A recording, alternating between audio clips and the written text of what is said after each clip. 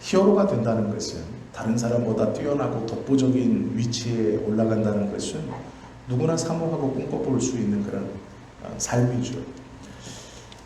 서정주 시인의 시 중에 유명한 것이 국화옆에서라는 시가 있습니다. 우리가 다 아시는 한 구절이 있죠. 한 송이 국화꽃을 피우기 위해 봄부터 소쩍새는 그렇게 울었나 보다. 이 서정주 시인의 배경이 일제시대입니다. 여기서 말하는 국화꽃을 피우다라는 것은 해방입니다. 그리고 그 꽃을 피우기 위해서 봄부터 꽃이 피는 그 시간까지 소쩍새가 목 놓아서 크게 울었다. 아무런 관련이 없을 것 같은 그 새가 힘차게 그리고 목 놓아서 최선을 다해 울었다라고 매치하고 있죠. 독립을 위해서 소쩍새가 울어야 한다라는 것이죠. 무엇인가는 그냥 주어지는 것이 아니고 그 뒤에 어두운 그림자, 크게 울어야 하고 또 긴 시간을 보내야 하는 무엇인가가 있죠. 세례 요한에게도 소쩍새 우는 그런 사건, 그런 이야기들이 필요했습니다. 오늘 본문을 보시면 우리가 예수님의 앞길을 예언하고 예견하고 또 이스라엘 백성들에게 당대에 최고로 큰 영향력을 행사했고 그의 한마디로 분봉왕인 헤롯이 신경을 쓰고 위기감을 느낄 정도로 수많은 레위인들과 제사장, 특별히 대제사장까지도 이 세례 요한의 말에 집중하면서 이스라엘에 막강한 영향력을 행사했던 선지자, 어쩌면 마지막 선지자라고도 볼 수 있는, 하나님의 말씀을 그대로 받아 이스라엘 백성들에게 자신 있게 대언했던, 어쩌면 그 시대에 많이 존재했던 수많은 종교 지도자들 중 히어로와 같이 탁월함을 가지고 이스라엘 백성 앞에 나섰고 하나님 앞에 쓰임받았던 요한입니다. 마가복음 1장은 이 요한이 우리가 알고 있는 그 세례 요한의 삶으로 살아가고 기억되기 전에 짤막하게 기록되어져 있는 그 꽃을 피우기 전 소쩍새 우는 그런 사연과도 같은 본문입니다. 세상에서 위대한 사람은 무슨 일을 했는가로 평가합니다. 한 남자가 태어났고 한 여자가 태어났고 중고등학교를 보내고 취업을 해서 좋은 배필을 만나 한 가정을 이루고 자녀를 낳고 평안하게 살다 죽었다. 그걸 히어로라고 말하지 않습니다. 영웅이라고 말하지 않습니다. 중간에 뭔가 큰 사건과 계기가 있어야죠. 한 사람이 태어났고 중고등학교를 다녔고 취업을 해서 살아가던 어느 날, 이게 필요합니다. 퇴근하려고 집에 가는데 옆에 큰 불이 났고 좌우를 둘러보지 않고 그 불 속에 뛰어들어 어린아이와 여성과 노약자를 구하고 기진에 마침내 탈진의 안타까운 죽음을 맞이했다라고 하면 우리는 영웅이라고 말합니다. 무엇을 했는가로 세상은 그의 영웅됨을 판단합니다. 평범하게 살아서는 영웅이라고 말하지 않습니다. 주목받지 못합니다. 무엇인가 남들과는 다른 어떤 큰 일을 해야 하죠. 시골에서 태어나 중고등학교를 다니고 취업을 해서 직장 생활을 하던 중 마음에 큰 뜻을 품고 서울로 상경하여 뭐 이런 이야기가 있어요. 그때부터 숱한 고난을 견디다가 마침내 국회의원이 됐고 정치인이 되고 장관이 되고 대통령이 되었다. 그럼 영웅이라고 합니다. 하나이가 태어났고 미국으로 입양을 가 그때부터 무언가 다른 이야기가 시작되어야 합니다. 그런 것들, 세상은 무엇을 했느냐로 영웅을 판단합니다. 그런데 성경은 무엇을 했는가로 영웅이라고 말하지 않습니다. 성경은 놀랍게도 무엇을 했는가로 나는 것이 아니라 어떤 사람인가 라고 하는 것으로 영웅이라고 말합니다. 세례 요한을 보면 물론 큰 일을 행한 것은 분명합니다. 그러나 그 일을 했다고 영웅, 주목받는 삶이 아닙니다. 세례 요한이 주목받고 영웅이라고 불려지고 탁월하다, 특별하다라고 말하는 건 어떤 큰 일 때문이 아니고요. 다른 스타일로 살았기 때문에 그렇습니다. 다른 생각을 가지고 살았기 때문에 그렇습니다. 그 시대에 보통 사람들이 마음에 갖고 있었고 살았던 생각과 세례 요한이 품고 살았던 생각은 완전히 다릅니다. 무엇을 크게 했기 때문에 주목받는 것이 아니고 특별한 생각을 가지고 살았기 때문에 그가 주목받기 시작합니다. 그리고 그 특별한 생각, 다른 사람들이 하지 않은, 갖지 않은, 즉 새로운 삶의 스타일로 살았기 때문에 사람들이 주목했고 그의 말에 영향력이 있었다라는 것이죠. 한 가지 예를 들어 드리겠습니다. 성경적으로 주목받는 사람들의 특징이 있습니다. 건강이 안 좋아서, 제 얘기는 아니지만 건강이 안 좋아서 어떤 사람이 담배를 끊었다라고 생각해 보십시오. 그러면 우리는 와, 저 사람이 변화됐어 이렇게 말하지 않습니다. 건강이 좋지 않아 담배를 끊었습니다. 그렇다고 저 사람이 변화됐어 그렇게 말하지 않죠. 그런데 담배를 피던 사람이 하나님의 은혜를 경험하고 어느 날 내가 이럴 순 없다라는 결심하에 하나님께 기도하며 담배를 끊었습니다. 그러면 우리는 어떻게 말합니까? 저 사람이 변화됐다라고 말합니다. 똑같이 담배를 끊는 행위가 겉으로 드러지고 보여지고 다른 사람들도 인정하는데 한 사람은 건강 때문에 담배를 끊었고 하나님은 하나님의 은혜 때문에 담배를 끊었습니다. 누구를 변화됐다고 성경은 말하고 인정하겠습니다.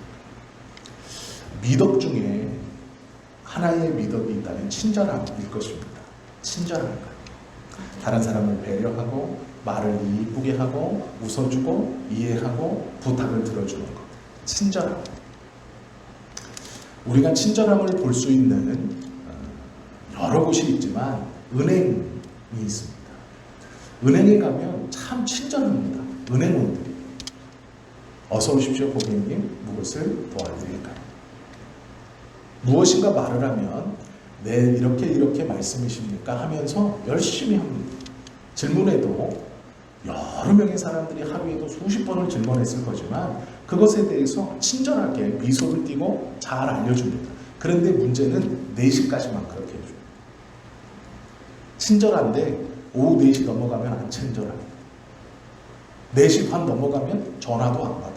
아니 그렇게 친절한데 4시 반이라는 시간 뒤로 넘어가면 안 친절해져요. 대꾸도 안 해줍니다. 쳐다도 안 봐요. 4시 전까지는 그렇게 친절했다가 4시 반 넘어가면 전화도 안 받고 불친절해집니다. 그러면 우리가 아, 저 사람은 참 친절한 사람이야, 마음이 선한 사람이야 라고 얘기하지 않죠.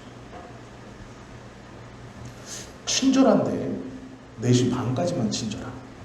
그 친절함을 가지고 저 사람이 어떻다, 저 사람이 이렇다 저렇다 말하지 않죠.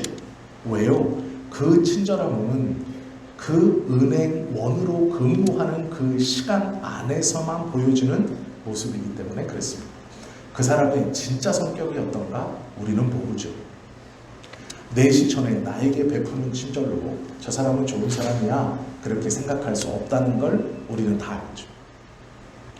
성경적으로 주목받고 위대하다, 하나님께서 쓰임받는다라는 사람은 우리가 지금 예로 들었던 이런 것과 같습니다. 건강 때문에 담배 끊는 사람이 아닙니다.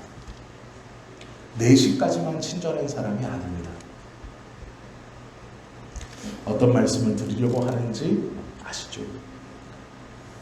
마가복음 1장 6절에 보면 주보에서 있었던 그 말씀대로 요한은 낙타 털 옷을 입고 허리에 가죽띠를 띠고 메뚜기와 석청을 먹었더라. 웰빙으로 이렇게 입고 먹고 산 게 아닙니다. 의복이라는 것은 그 당신의 직업이나 굉장히 중요합니다. 아마 아프리카 원주민, 아프리카에서 목회하고 있는 그 아프리카 사람, 아프리카 목사님들을 보셨을 겁니다. 그분들 다 정장 입고 있습니다. 비싼 옷은 아닐지라도 다 이 정장을 입고 있습니다. 우리나라 목사님들도 대부분 거의 99.9%는 저도 그렇지만 이 마이를 입고 정장을 입습니다. 왜 그럴까요? 의복이 그만큼 중요하기 때문에 그렇습니다. 제가 주일 11시 예배에 반바지를 입고 면티를 입고 올라온다면 예배 인도자로서의 자세가 잘못됐다고 생각할 수 있을 것입니다. 그것이 좋아 보인다 라고 하실 분은 아무도 없을 거예요. 의복이 얼마나 중요한가. 제가 필리핀에서 잠시 부교육자 사역을 할 때 고신측 목사님이 담임 목사님이었습니다. 고신측은 우리나라에서 가장 보수적인 그런 교단 중 하나입니다. 청년들 한 20명하고 호텔, 제 기억으로 마닐라에서 제일 좋은 그 호텔이었는데 그 호텔 꼭대기에 수영장이 있었습니다. 그런데 그 호텔 스카이라운지에서 밥을 먹으면 그 수영장을 이용할 수 있었어요. 뷔페식으로 되어 있는 식당이었습니다. 그곳에서 밥을 먹고 청년들하고 얘기하다가 약 2시간 정도 수영을 하고 가자. 이게 이 청년들은 그걸 알고 다 수영복도 가져왔고 광고도 했기 때문에 저도 수영복을 가지고 갔습니다. 호텔 옥상에 있는 이 수영장인데 사람이 별로 없는 거예요. 그리고 엄청 넓어요. 청년들이 신나서 물에 들어갔습니다. 저도 마찬가지로 물장구를 쳤습니다. 그런데 지켜보던 목사님도 들어오고 싶었나 봅니다. 어떻게 들어오셨을까요? 이거 하나 벗고 이대로 들어오고 수영복 안 입고 더운 날 물에 들어오고 싶은데 마이만 딱 걸쳐놓고 와이셔츠 입은 채로 물에 들어갔어요. 단추 하나를 풀지 않습니다. 고신층 목사님이라서요. 물론 그런 것도 있겠죠. 그런데 의복이 그만큼 중요한 겁니다. 성도들에게 맨살을 보일 수 없다. 이 의복으로 여러 가지 것들을 표현하죠. 이 시대에도 마찬가지였습니다. 목회자들은 중세시대에 원통으로 된 가운을 입고 다녔습니다. 목사님들이 왜 저도 그렇지만 세례와 성찬을 할 때 입는 가운이 있죠. 그것이 평상복이었습니다. 목회자들은 그것을 입고 다녔습니다. 신부님들이 까만색 돌아다닐 때야 이렇게 조금 슬립한 그 원피스를 입지만 예전에 들어가면 똑같이 저희들과 같은 가운을 입습니다. 그런데 그것이 평상복이었어요. 왜요? 의복이 그만큼 중요했기 때문입니다. 그 사람의 신분을 나타내는 것이었기 때문이죠. 불을 다루는 대장장이는 항상 두꺼운 가죽으로 된 앞치마를 항상 두르고 다녔습니다. 그것이 불과 가까이이기 때문에 라는 것도 있지만 자기가 대장장이라는 신분을 드러내는 것이었습니다. 이 시대도 마찬가지입니다. 종교 지도자들은 표신하는 종교 지도자들만의 옷이 있었습니다. 제사장들은 자신들만의 옷을 입고 다녔습니다. 특별히 말씀을 가르칠 수 있는 바리새인 중에 아주 실력을 인정받은 사람이나 랍비들은 하나의 천을 더 두르고 다녔습니다. 일반인들은 원피스, 통 원피스를 입었지만 그리고 허리띠를 질끈 묶었지만 랍비들은 어깨에서부터 허리 쪽으로 하나의 천을 더 덧댔습니다. 아마 영화에서 보셨겠죠. 이걸 다 두르고 다니는 게 아닙니다. 두르고 다니는 색깔에 따라 이 사람의 신분 그리고 할 수 있는 사회적인 역량이 자신의 옷으로 드러내 보이는 겁니다. 그런데 성경은 요한을 가리켜 약대 털옷을 입었다 라고 말씀합니다. 고위층은 제사장들은 특별히 자색 옷을 입었고 귀족들은 비단으로 만든 것처럼 하늘하늘거리는 옷을 입었습니다. 그런데 요한은 약대 털옷을 입었다라고 말합니다. 허리에 호리병을 차고 메뚜기와 석청을 먹었다고 말씀하고 있습니다. 그 당시에 의복으로 보여줬던 권위, 내가 이만한 사람이야, 내 가문이 이만한 거야, 내 혈통이 이만한 거야, 그게 중요하지 않은 것이죠. 다른 사람이 나를 어떻게 보든지 그것이 요한에게는 중요하지 않았다라는 말입니다. 약대 털옷을 입었다는 것은 가난했다는 말이 아니고 신경 쓰지 않았다라는 것입니다. 다른 사람이 내가 자색 옷을 입고 선지자로 쇼를 하나 더 두르는 것, 그것으로 판단하지 않고 내가 나를 어떻게 보든지는 중요하지 않았다라는 것이죠.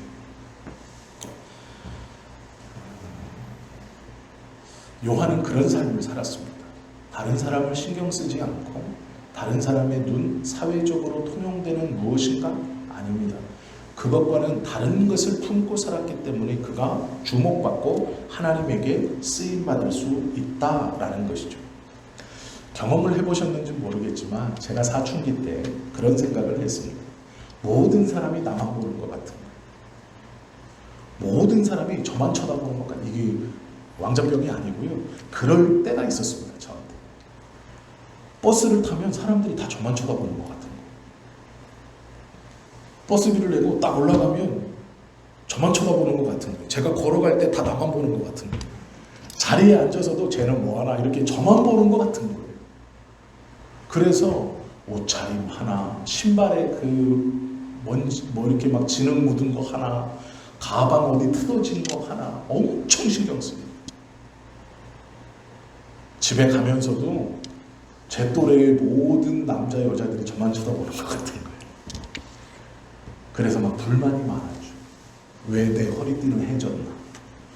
왜 내 교복은 엉덩이가 왁스로 반들반들한가? 왜 내 교복은 작아서 팔끝이 이렇게 올라가나? 사람들이 나만 볼 텐데.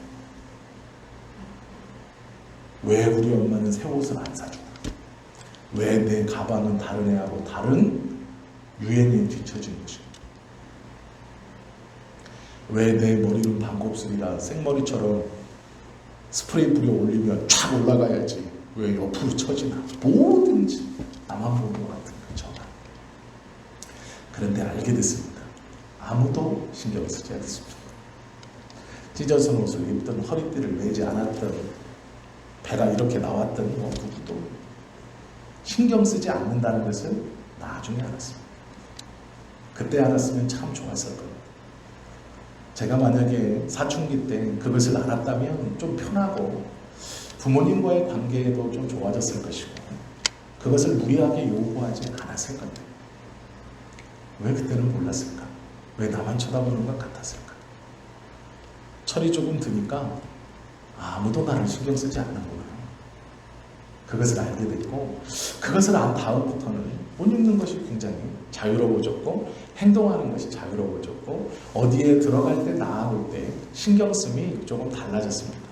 내 스스로 내 몸가짐을 바르게 하기 위해서 신경 쓰는 것이지 저 사람이 나를 주목하고 있습니다. 신경 써야 되겠다. 그런 생각은 없어졌죠. 아마 우리 성도님들도 마찬가지입니다. 우리 안에 믿음이 들어왔다는 것, 복음이 들어왔다는 것, 신앙이 들어왔다는 것은 그것입니다. 세상에서 통용되는 가치관에 맞추려고 노력하고 애쓰고 힘쓰고 살다가 내 안에 들어오면 하나님에게 맞추고 힘쓰고 애쓰고 살려고 하는 것이죠. 그러기에 세상에서 나를 어떻게 보는 것보다 내가 하나님 앞에 하나님이 나를 어떻게 보실까가 중요해지니 그 하나님을 신경 쓰며 살게 되는 것이죠. 약대토롯은 그 마음이 있을 때 입을 수 있는 겁니다. 세례 요한의 아버지는 제사장입니다. 12반차를 쫓아서 성소 안에 들어가 일을 봤던 아주 혈통적으로 굉장히 탁월하고 뛰어난 가문의 남자아이입니다. 가만히 있으면 자기도 대제사장입니다. 가만히 있으면 요한도 그 이스라엘 사회에서 큰 소리 땅땅 치며 살 수 있는 사람입니다. 그런데 약대토롯을 입었다라는 것은 세상에서 나에게 입혀준 옷이 아니라 내 안에 내가 하나님 앞에서 입을 수 있는 옷, 좋은 것을 골라 입었다는 것이 아니고요. 그것이 어떤 옷이든 상관없었다라는 것이죠. 요한은 사막에서 살았습니다. 비단 옷을 입고 사막에서 살 수 있겠습니까? 못 살죠. 좋은 옷을 입고 사막에서 살 수 있겠습니까? 못 살죠. 사막에서 살 때 가장 좋은 옷이 약대토 옷입니다. 두껍고 질기고 구멍나지 않고, 낮에는 기온이 높지만 저녁엔 기온이 뚝 떨어지는 그 사막에서 낮에는 옷처럼 두르고 다니고 저녁에는 그걸 이불 삼아 덮고 잘 수 있는 약대토론만큼 사막에서 기능이 좋고 성능이 좋은 옷은 없습니다. 비록 그것이 빨기 어렵고 세탁하기 어렵고 다른 사람이 볼 때는 가죽이기 때문에 냄새가 나고 뻣뻣하고 좋은 옷은 아닐지라도 입을 수 있는 옷 중 가장 효율적인 효능적인 옷이었습니다. 그것을 입고 다녔습니다. 왜요? 세상이 나에게 입혀주는 옷, 내가 세상을 향해 보여주기 위해 입는 옷이 아니라 하나님 앞에서 이 옷은 아무것도 아닌 거죠. 그러기에 다른 라이프 스타일로 살아갔기에 그가 주목받을 수 있는 겁니다. 다른 라이프 스타일로 살 수 있는 이유는 그의 마음에 다른 것이 있었기 때문에 그렇다라는 것이죠. 성경의 본문을 보면 요한은 광야에서 살았다고 말합니다. 그런데 놀라운 것은 요한은 예수님처럼 나이 30쯤에 이스라엘 백성의 전면에 나타났습니다. 학자들은 요한이 10대일 때의 광야로 나갔다고 합니다. 몇 달 이렇게 나간 게 아니에요. 10대일 때에 그가 스스로 부모를 벗어날 수 있는 나이 16. 유대인의 전통에 따르면 16이 되면 자기가 자원하면 전쟁에 나갈 수 있었습니다. 20살이 되면 강제로 징집되는, 전쟁에 나와라 너는 군인이다 하지만 20살 날에 16 이상은 자인해서 내가 이 전쟁에 참여해야 되겠습니다 하면 나갈 수 있는, 16이 되면 자기 의사로 집을 떠날 수 있었습니다. 요한은 아마 16에 광야로 나갔을 겁니다. 생각해 보십시오. 16이었으면 중학교 3학년. 저 중학교 3학년 때 말씀드린 것처럼 모든 사람이 저만 보는 줄 알았어요. 10대의 광야로 나갔고 그곳에서 먹는 것, 입는 것, 자는 것을 스스로 해결했어야 했습니다. 부모의 도움을 받은 것이 아니고 누구의 보살핌을 받은 것이 아니고 광야로 나가 하나님께서 나에게 주시고 내가 해야 하는 일이 무엇인가를 고민하고 묵상하고 삶을 돌아보고 자신에게 맡겨진 사명을 이루기 위해서 10대의 그는 광야로 나갔습니다. 소쩍새 우는 시간입니다. 10대 중반, 10대 후반의 남자아이가 광야로 나가 혼자서 30까지 그 시간을 지낸다는 것은 힘든 시간입니다. 먹는 것, 입는 것뿐만 아니라 외로움이라는 것이 있죠. 그것들을 견뎌가며 그 시간을 보내가며 그 뜨거움과 그 추위, 그 배고픔, 그 헐벗음을 다 견디고 30세가 되어 역사의 전면에 나오기까지 약 10년 이상의 시간을 광야에서 보냅니다. 어떻게 보낼 수 있습니까? 그 마음이 달랐기 때문입니다. 그 마음에 무엇이 달랐습니까? 하나님의 말씀이 있었기 때문입니다. 그렇기에 소쩍새 오는 시간, 그 광야의 시간을 견딜 수 있었던 것이죠. 우리 안에 오늘 이 누가복음 3장에 보시면 세례 요한이 데뷔할 때 30살에 역사의 전면에 나아가 이스라엘 백성들에게 하나님의 말씀을 전파할 때 배경이 무엇인가를 설명하고 있습니다. 6명의 권력자들이 등장합니다. 그리고 구체적으로 로마의 황제뿐 아니라 로마의 황제 디베리아뿐만 아니라 세례 요한이 활동하는 예루살렘의 분봉왕들이 기록되어 있습니다. 이 강력한 4명의 통치자들이 자신의 멋대로, 자신의 기준대로 하나님의 땅을 지배하고 있었고 이스라엘 백성들을 움켜쥐고 있었습니다. 거기다가 2명의 대제사장 안나스와 가야바가 등장합니다. 그들이 꽉 쥐고 이스라엘 백성들을 쥐락펴락하고 있었습니다. 이때의 배경이 어땠습니까? 하나님의 성전에서는 양을 팔고 동전을 바꿔주며 착취하고 성전 밖에서 쓰는 돈과 성전 안에서 쓰는 돈을 구분하여서 예배를 드리러 오는 모든 이들을 돈을 받고 환치기를 하면서 이득을 취했습니다.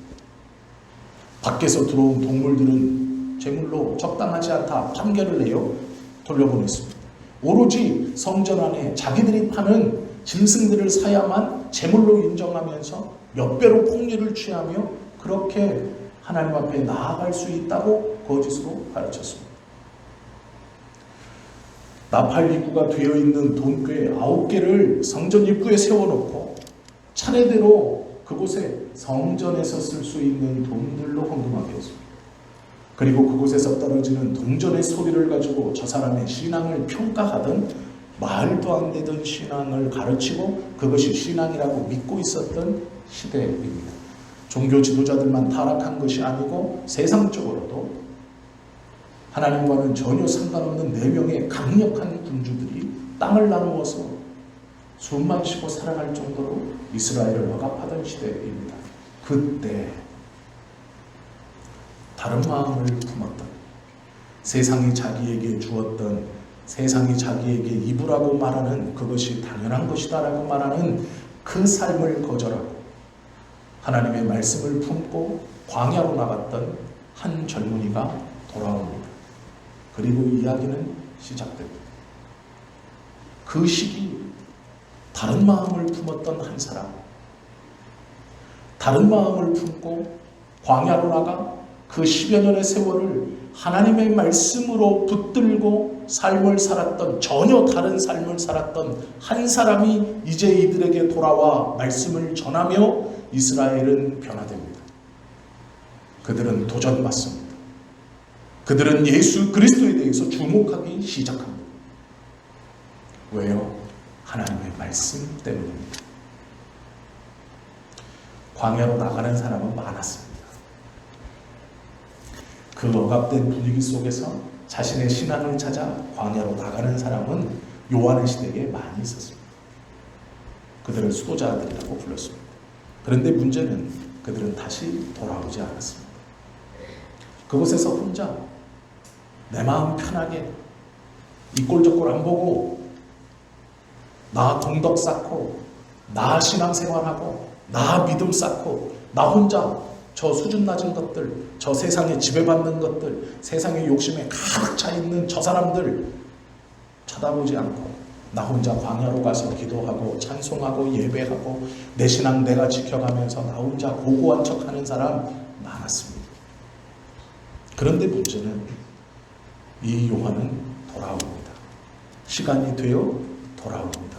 힘들어서 돌아온 게 아닙니다. 이제 내가 약 15년 힘든 시간을 보냈으니 돌아가자. 자, 이제 다 왔다. 옷도 원래 입어야 되는 좋은 옷으로 갈아입고 수염도 깎고 권위도 부리면서 메뚜기와 석청 버려버리고 이제 내가 고기를 먹으며 30살부터는 힘든 시간 다 보냈으니 좋은 건 먹고 즐기자고 온 게 아닙니다. 그대로 가지고 옵니다.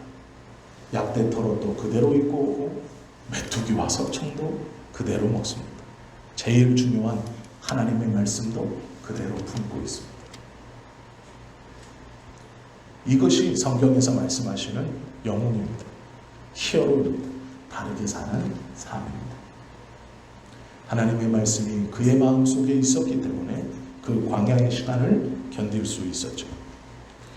그를 누르는 정치적인 권력을 가진 배경, 사람들, 종교 지도자들 다 요한을 말릴 수 없었습니다. 그것은 요한에게 중요한 것이 아니었습니다. 누가복음 3장 2절에 보면 안나스와 가야바가 대제사장으로 있을 때에 귀하고 복된 하나님의 은혜가 펼쳐지죠. 하나님의 말씀이 빈들에서 사가랴의 아들 요한에게 임하니라. 하나님의 말씀이 요한에게 임했습니다. 대제사장 안나스와 가야바가 있습니다. 그 화려한 성전에 예루살렘 이스라엘 전역에서 가장 큰 도시 이스라엘, 이 예루살렘이라는 도시에 성전이 있습니다. 큰 도시, 그곳에 빛나는 성전, 그 안에 모든 사람에게 칭송받는 대제사장 안나스와 가야바, 좋은 옷을 입고 큰 보좌에 앉아 많은 백성들의 존경을 받으며 앉아 있습니다. 그런데 하나님의 말씀은 빈들에 아무것도 없는 곳, 성벽도 없고 군사도 없고 도시도 아닌 성전도 아닌 빈들에 있는 제사장도 아니고 사가랴의 아들이라고 말하는 요한에게 하나님의 말씀이 임했다. 성경은 말씀합니다. 하나님이 주목하는 사람, 좋은 도시에 사는 사람, 많은 권력을 갖고 있는 사람, 큰 보좌에 앉아 좋은 옷을 입고 있는 사람, 좋은 직위에 올라가 있는 사람, 안나스와 가야바 아닙니다. 빈들에서 아무것도 없는 곳에서 아무런 직책도 없이 그를 나타낼 수 있는 건 내가 누구 아들입니다 라는 그 하나, 이들과 비교할 수 없는, 사는 것도 가진 것도 다른 빈들에 아무것도 없는 곳에 있는 한 청년에게 하나님의 관심, 하나님의 말씀이 그에게 임합니다. 이쪽에 임해야죠. 이스라엘 백성들에게 영향을 펼치려면 대제사장에게 임해야죠. 하나님의 말씀이 그 대제사장인 안나스와 가야바에게 임하더라 하는 것이 정상이죠. 그것이 세상에서 말하는 영향력 있는 사람들입니다. 우리는 그들이 변하기를 위해서 기도하죠. 하나님이 저들을 변화시켜야 나라가 변하고, 하나님이 저들을 바꿔주셔야 우리의 삶이 바뀌고, 하나님이 힘있는 저 사람들을 움직여야 나의 뭐가 바뀝니다라고 기도하고 그렇게 간절히 기도하죠. 아니요. 아무것도 없는 빈들에 서 있는 것 같은 그 어려운 시간을 보내고 있는 광야에서 10대에 자신 스스로 아무것도 없이 해결해야 하는 아무것도 없는 우리, 어쩌면 광야에 있는 우리에게 하나님의 말씀이 임할 때 변하는 것이죠. 우리가 그 하나님의 말씀을 저들이 변하는 것이 아닌 내가 변하기를 소원할 때 하나님의 뜻이 이루어지기 시작하는 것입니다. 그때 우리의 삶뿐 아니라 우리를 통하여 하나님께서 예배해 놓으신 많은 하나님의 자녀들이 변화될 수 있는 것이죠. 하나님의 말씀이 빈들에 있는 사가랴의 아들 요한에게 임했더라라는 것 앞에 대제사장의 이름을 정확히 기록해 놓은 것은 이유가 있는 것입니다. 이들이 아니다. 아무것도 없는 너다라는 것이죠. 저들이 아니고 아무것도 없는 우리들이다 라고 말씀하시는 것이죠. 그럴 때 하나님의 뜻을 이룰 수 있다라는 것이죠. 한 교수님이 이 코로나19라는 것을 이제 다 끝나고 나서 이런 글을 썼어요. 코로나19는 하나님의 심판이지만 세상에 대한 심판이 아니라 교회에 대한 심판으로 생각해야 한다. 화살을 세상에 넘겨서는 안 된다. 신자도 고난을 당하기 때문에 이를 잘 생각해야 한다. 무슨 말씀인지 잘 모를 수 있습니다. 하나 예를 들어 드릴게요. 코로나19를 코로나19로 부르지 말자라고 하는 말이 있었습니다. 초기에 어느 정도 지났을 때 중국에서 이게 퍼졌기 때문에 중국 뭐다 이렇게 부르자라고 하는 사람도 있었고, 코로나라고 부르지 말고 중국 우한에서 퍼졌으니까 우한에서 퍼진 뭐다 이렇게 부르자라고 하는 사람이 있었어요. 그때 선교사님 중 몇이 이렇게 말했습니다. 선교사 쫓아내더니 하나님이 중국한테 징계하신 거야 이렇게 말했어요. 마음이 좀 불편했습니다. 하나님이 선교사를 쫓아내서 중국에 징계하셨다면 그건 중국 안에서만 일어나야죠.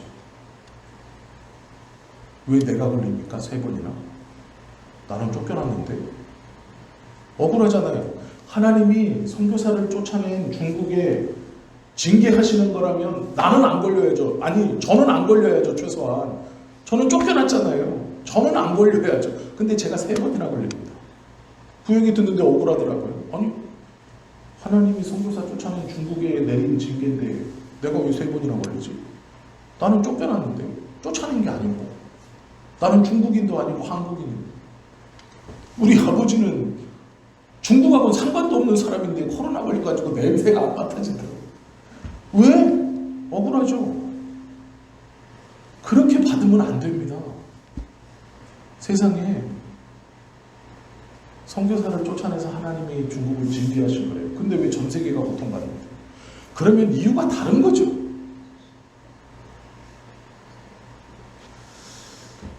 하나님의 말씀이 우리 안에 있을 때 우리는 하나님의 뜻을 온전히 분별할 수 있는 사람이 됩니다.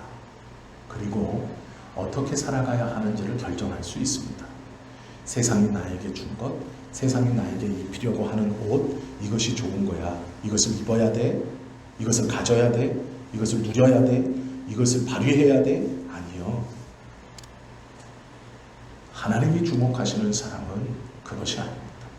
빈들에 있지만 주님의 말씀을 붙들고 있는 사람, 광야에 있지만 하나님의 말씀을 사모하고 그 말씀에 귀함을 하는 사람, 하나님은 그런 사람을 사용하십니다. 그런 사람을 통해 하나님의 뜻을 이루십니다. 우리가 그런 사람이 되어야 하고 우리가 그런 사람입니다. 우리의 기도는 유명한 사람이 되게 해달라는 기도가 아니라 그 기회를 달라고 기도하는 사람입니다. 우리 안에 저 형제를 사랑할 수 있는 마음을 주십시오 라고 우리가 기도한다면 하나님은 우리에게 그 마음을 주시는 게 아니고 저 형제를 사랑할 수 있는 기회를 주십니다.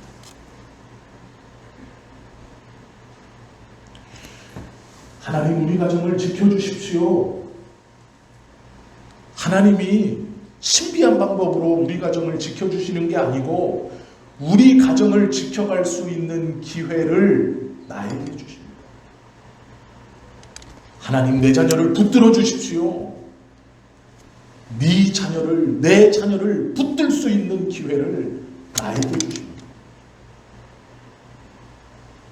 따뜻한 말 한마디, 손잡아주는 그 손 잡아주는, 이해할 수 있는 그 기회를 나에게 주시는 거예요. 교회도 마찬가지죠. 하나님 우리 교회를 사랑하시고 부흥케 해주시고 경제적으로도 넉넉히 해주시고 여러 가지 교회를 위해 기도하죠. 너무 감사한 거죠. 그런데 그렇게 하시는 게 아니에요. 내가 기도한 그걸 이룰 수 있는 기회를 우리에게 주시는 거예요. 저 사람 사랑하게, 내가 무엇을 가질 수 있게, 내 마음에 저 사람을 향한 사랑이 넘치게, 내 마음에 저것에 대한 마음이 쏠리게. 그러면 어느 날 자고 일어났는데 나도 모르게 그 사람에 대한 사랑이 샘솟고 저 일에 대한 관심이 샘솟고. 아닙니다. 하나님 내가 이 악한 것을 끊을 수 있도록 해주십시오. 어느 날 자고 일어났더니 내 마음에 그것이 보기도 싫어서 딱 잘라낼 수 있는 것이 아닙니다. 그 기회를 주시는 거예요. 사랑할 수 있는 기회, 지켜갈 수 있는 기회, 끊어낼 수 있는 기회. 그럼 그 기회를 어떻게 받을 수 있고 어떻게 알 수 있느냐? 말씀이 있어야 돼요.